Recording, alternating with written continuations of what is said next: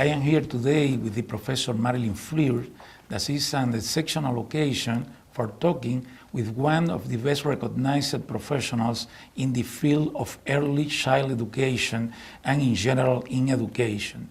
Professor Marilyn is full professor from the University of Monash and has published more than 150 working in psychology, education, and social science in general. Really it's an honor for us to receive Marilyn in our university, and I will have a very short conversation with her in order to get her impression about the field of early child education and other theoretical matters that are very close related to this field. Thank you very much, Marilyn, for being with me here. And please, first of all, despite of the fact that I make a short presentation, very short, I would like that you talk me a little about your academic trajectory and the recognitions that I know you have. I want to say also that Marilyn is the current president of the International Society for Cultural, Historical, and Activity Research. Please, Professor Fleer, you have the word. Thank you, Professor Fernando. It's so wonderful to be here, and thank you for the wonderful invitation to come to Brasília. It's an absolute pleasure to be here, and I've had a very enjoyable time here. Thank you so much. The situation here is so very different to Australia. So my background, of course, is in the field of early childhood education and with a special focus on development. At Monash University, I've had the honour of working with a group of academics, colleagues. There I lead with my co-leader, Associate Professor Nikolai Veretsov. We lead a research group on child and community development, and I also have a wonderful group of PhD students who are really trying to solve some important problems that we have in the field of early childhood education. So collectively, we work together to try and use the concepts of Vygotsky, particularly to solve the problems that we face.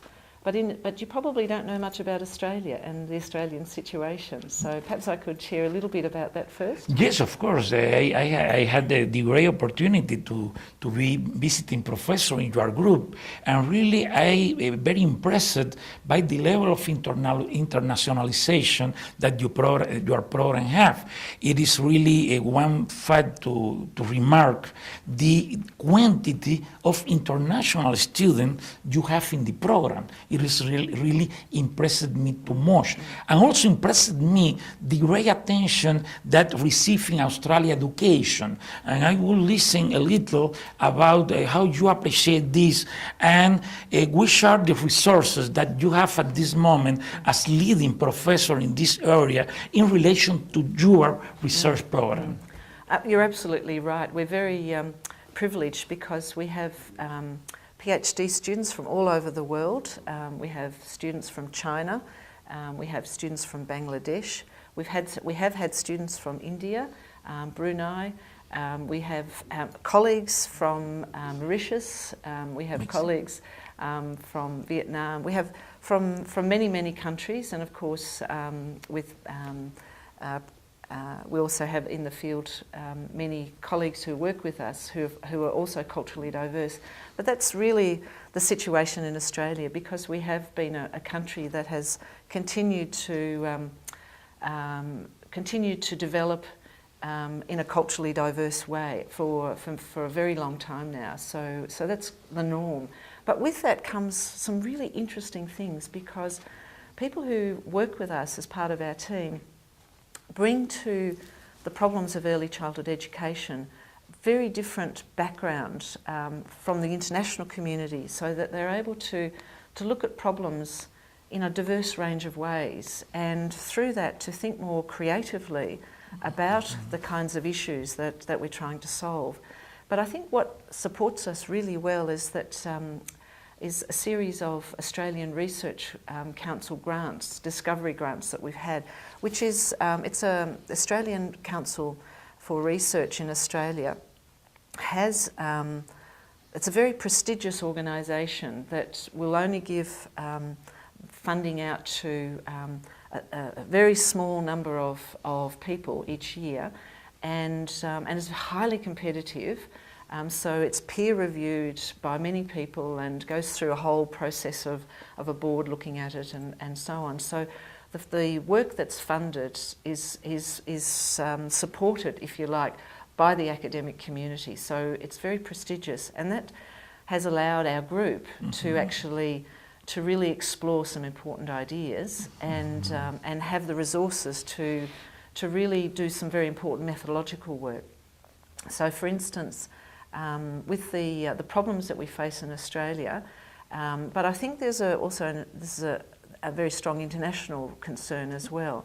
One of the foundational problems that we've had in early childhood education has been historically and in different countries expressed somewhat differently, but the research evidence, longitudinal research evidence, has supported the idea that investing early in young children and developing and creating conditions for children's development at a very young age has a huge impact in terms of children's not only success at school, but their later life chances.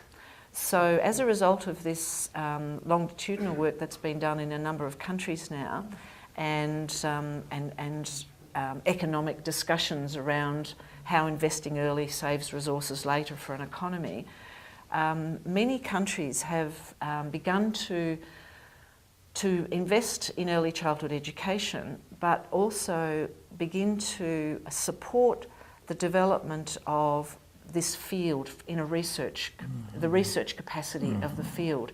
And historically, very little research funding has been put into this area internationally. Yes. And in Australia right. in particular. So, for example, if I think 20 years ago when I started my career, there was one professor in the whole of Australia who worked in this area. Yes. And now we probably have about 20 who specifically focus on early childhood education. So it's not a huge development, but it is a recognition that there are, and this is full professors I'm talking about, who are research leaders in the different universities. So and also as part of that, these colleagues, including myself, have been very active in trying to solve some of the long-standing problems. So what we're facing, I think, is a situation where, say for instance, the OECD has recognised early childhood internationally and many countries that are still developing economically have also recognised it and are investing in this area.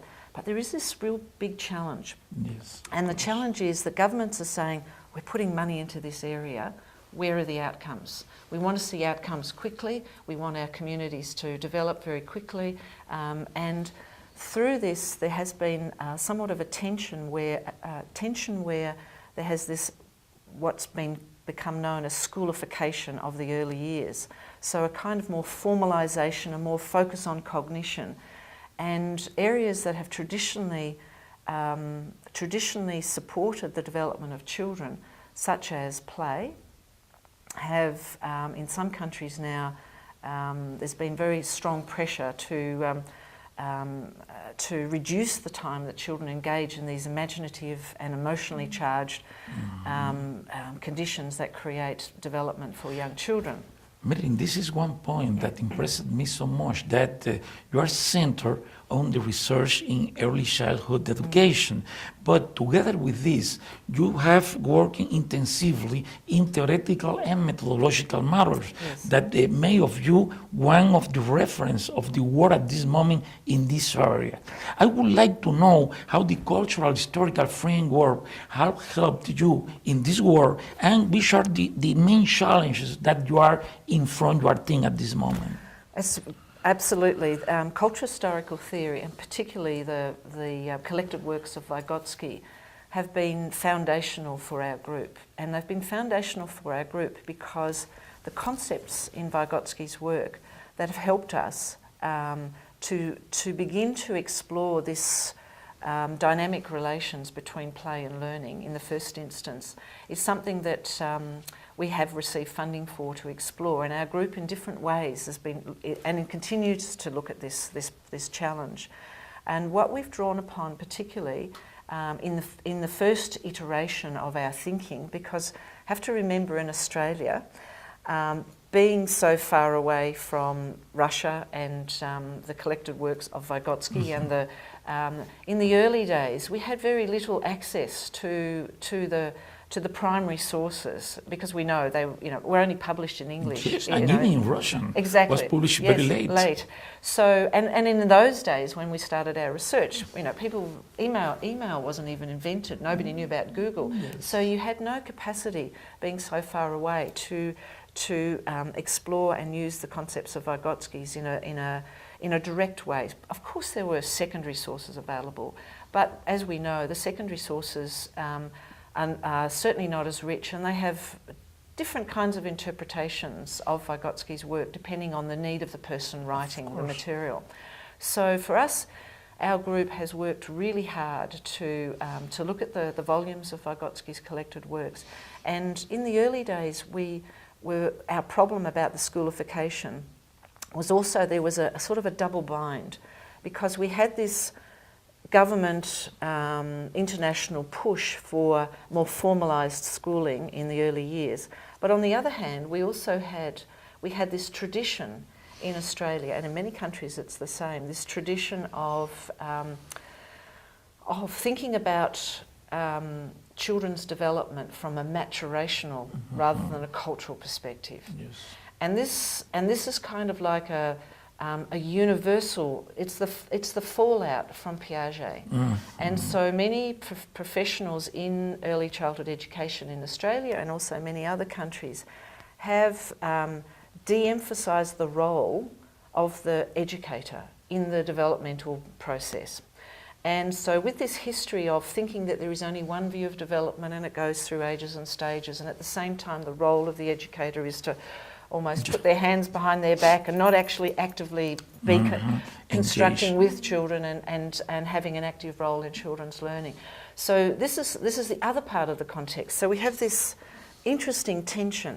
So in this interesting tension, what was first of all foundational was to recognise in the field of early childhood education that there was a problem, that there was a problem, a theoretical problem that needed to be solved, and this relation between play and learning, not as a binary of work and play, but actually something that was dynamically related. So Vygotsky's work on play was foundational for us, and of course our groups have looked very closely at how play is the creation of an imaginary situation, that in the imaginary situation the child changes the meaning of the objects and uses the objects as a pivot to give it new meaning, where the child introduces and takes on new actions as a result of the imaginary situation.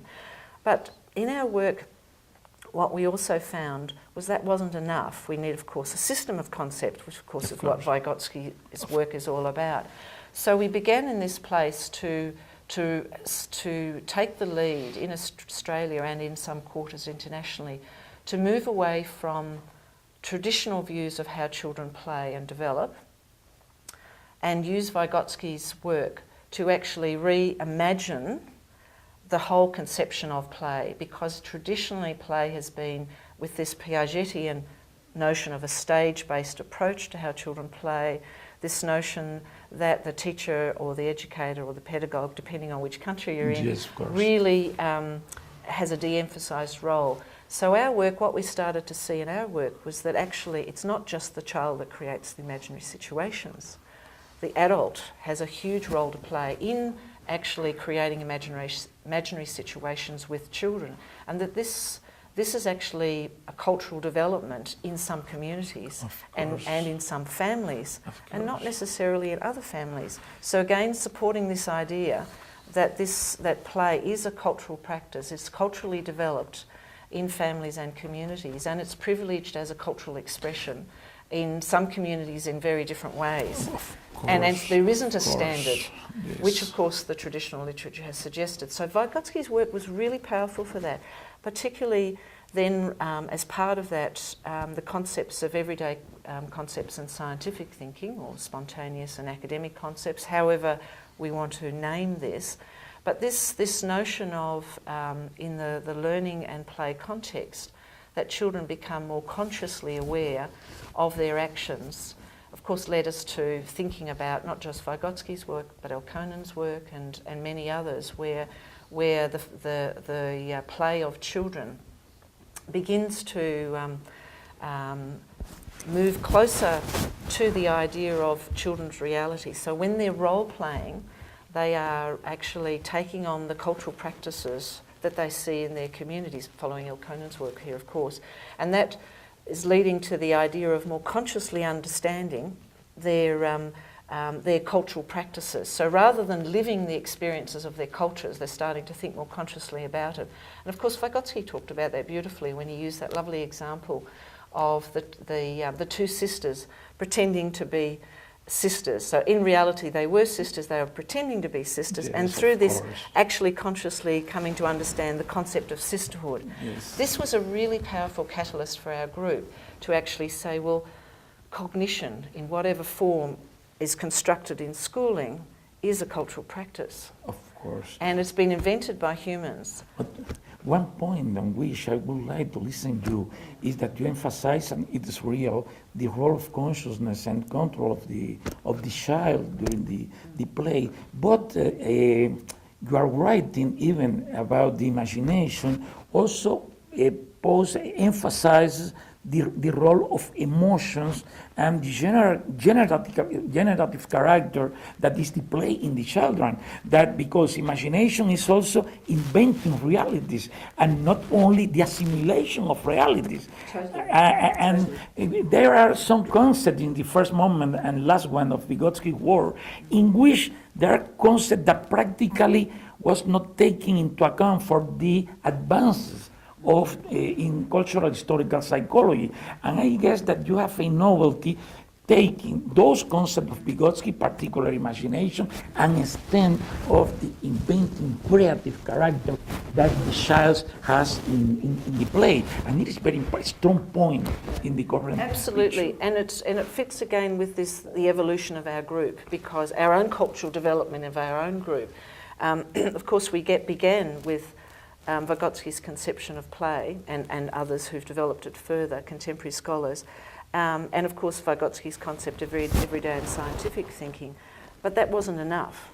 That wasn't enough. So the next part of our journey was to do exactly as you said. We started to explore Vygotsky's concept of imagination and creativity, because the imagination, of course, is that relation between making it concrete and in the creation process. But in order to do that, you need to bring different processes together, to abstract them, to think about them, and then turn them into reality, and vice versa. So when something is created, it in turn gives the possibilities for imagining new directions.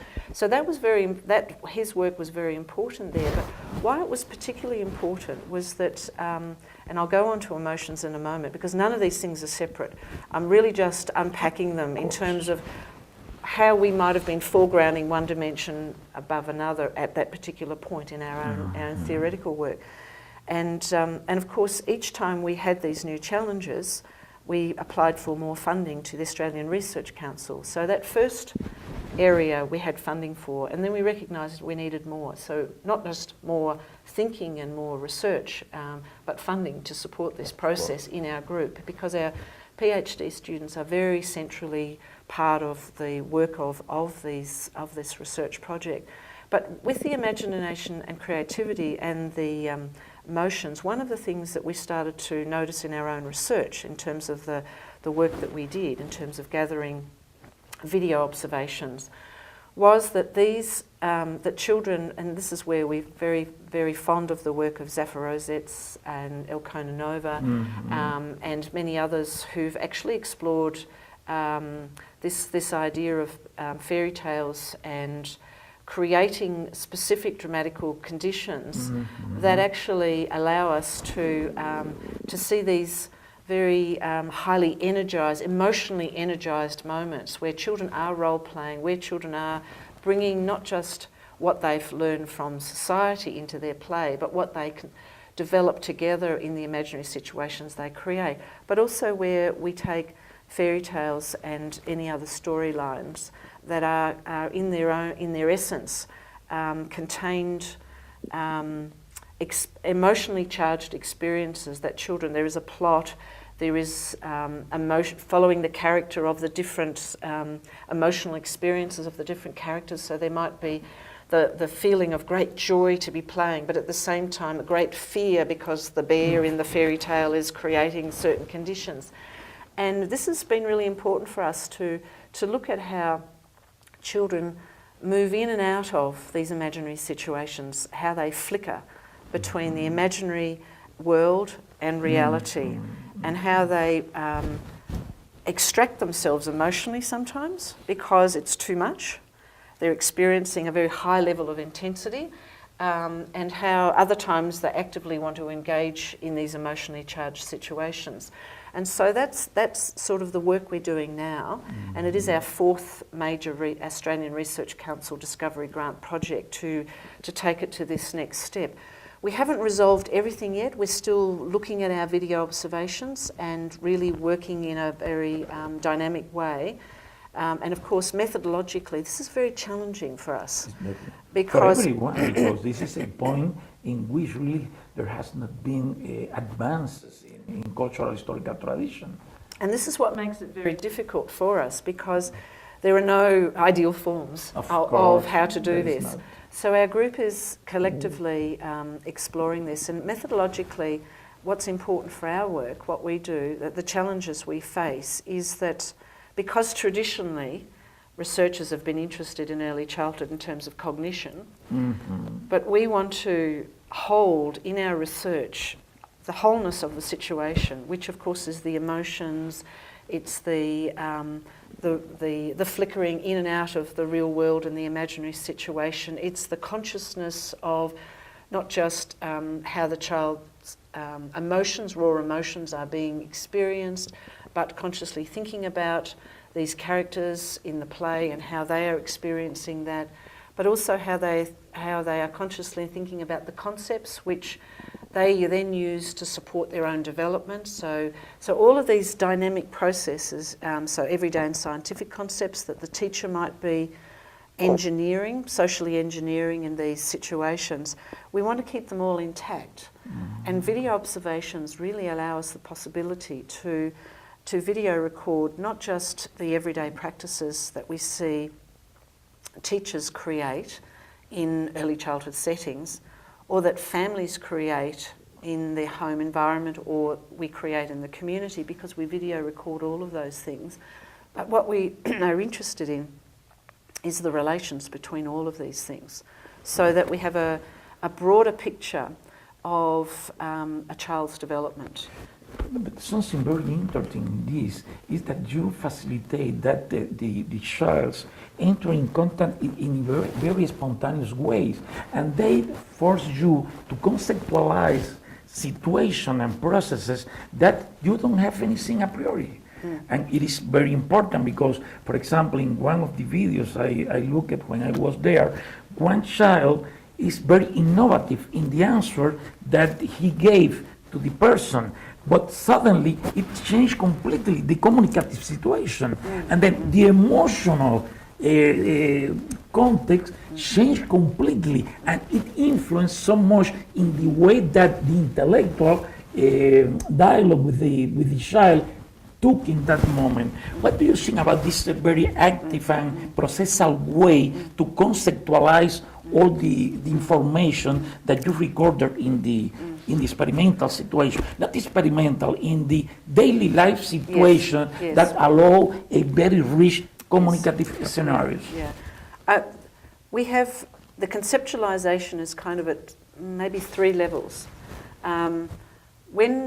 When we create these conditions, when we video record the everyday life, we look for we look for emotionally charged situations or transitions. Transitions, we know from Marianne Heidegger's work, transitions is really important. We know from Vygotsky's work that the dramatic events are really important.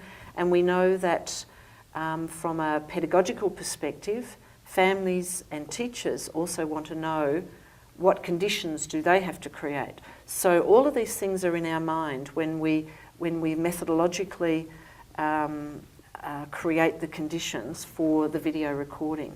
So what's important is, first of all, as you rightly mentioned, is to video record the spontaneous, the everyday situations, because you cannot understand the transition. In fact, you cannot predict the transition. You may have an idea that that a certain period of time will be more emotionally charged, or will create a more conscious awareness of concepts, or a more conscious awareness of an emotional state, or whatever it is that the research question is seeking to achieve. So we know that we can predict, but we can never be sure. So it's very important. We never turn the camera off. When we visit a family home, we come with the camera already turned on. We open the door, because the opening of the door can be a dramatic event. Of course. It can be something that's actually really significant, but we don't always know. But when we've collected a lot of material and we observe and we analyse the video documentation that we've collected, we go over it and over it and over it iteratively, and there are things that we see later that we become curious about, and then we wonder, why did this moment occur? What was it that created these conditions? And then we go back through our video material and we can start to see the kind of interactions, the kind, like you were saying, when a child responds in a particular way, we begin to notice that. So that's one part that's important. But we also work with the teachers, because we don't want to just have teachers thinking that they can, and they would argue the same, that they can just do anything. So we want some sort of consciousness on their part to create certain conditions as well. So we work with teachers to discuss, to brainstorm, to explore possibilities. We discuss Vygotsky's work. We talk about certain concepts, and we talk about this notion of imagination and in play and creativity. We discuss emotions. In fact, in one of our research sites where we deliberately looked at emotions and thinking, I had the collected works of Vygotsky. We looked at one of the volumes, and I read little excerpts, and we discussed it. And so, in order to help the teachers think about these concepts and how they can use the concepts, and therefore create in a more focused way some sort of dramatic situation that allows these things to happen. So an example I can give is a teacher who, in the storytelling of the three little bears, the children discuss wanting to make the bears sad, and of course the bears that they've got are just toys. So how do you create the emotions? And so the children, they then talk about how they feel and how they show certain emotions and how they might be able to make the bears do this. And then we have the children say, well, when I am at home and my mother tells me off, I feel like this, and this is what I do, and I run and I do this, and then another child would respond. So this creates this very dynamic situation for which we video record. Yeah, and then of course we use Vygotsky's work to analyse this and use the concepts. But we take it further, because we really, we think that all of these things, it's a system of concepts, it's a dynamic.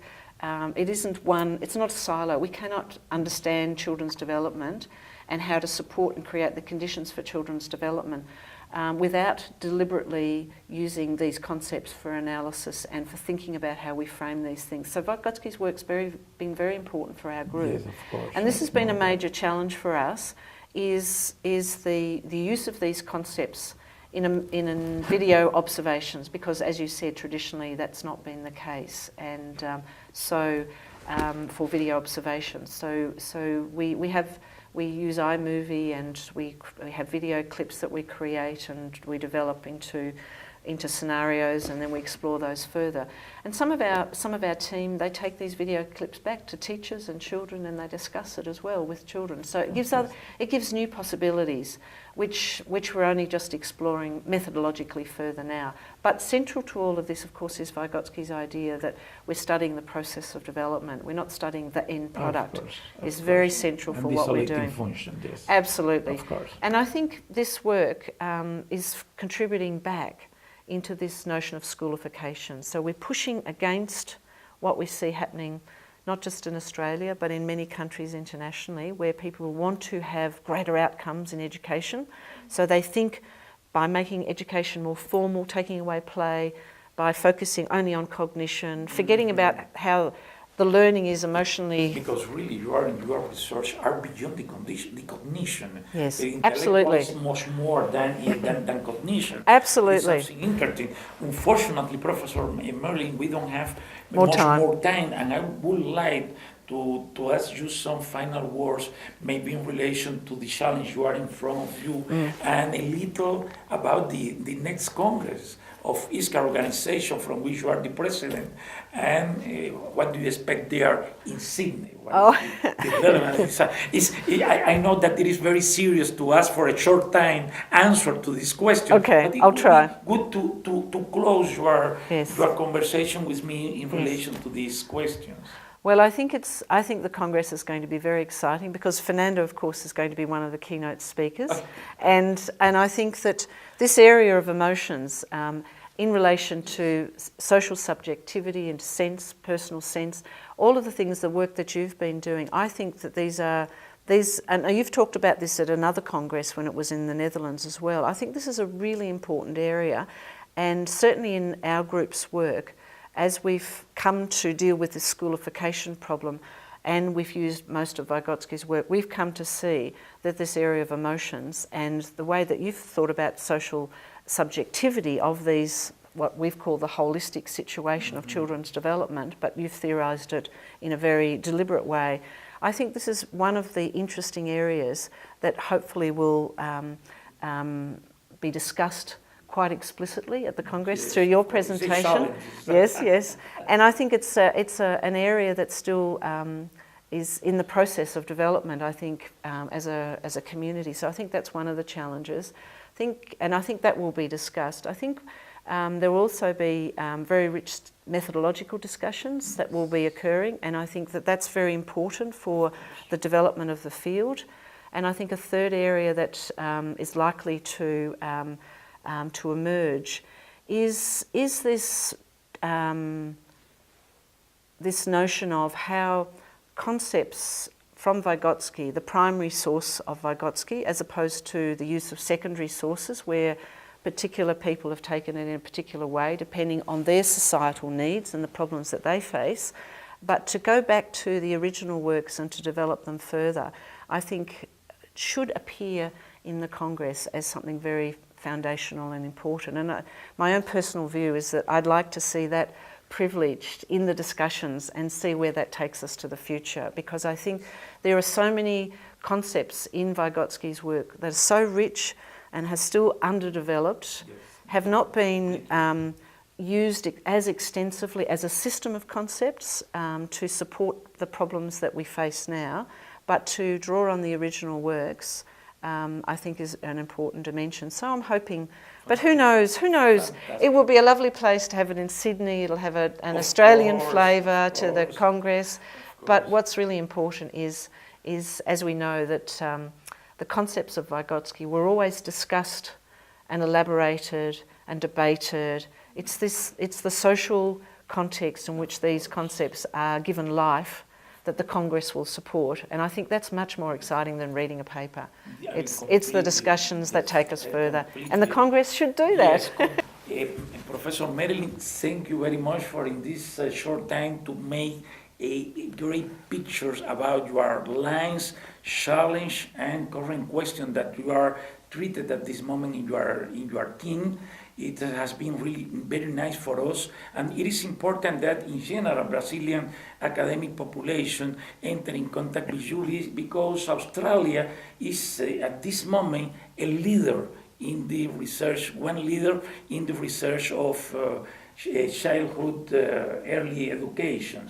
Then, thank you very much, and we expect to have you here in another moment for continuing this discussion. Nice Thank you so much, Fernando. It was lovely to have this conversation with you.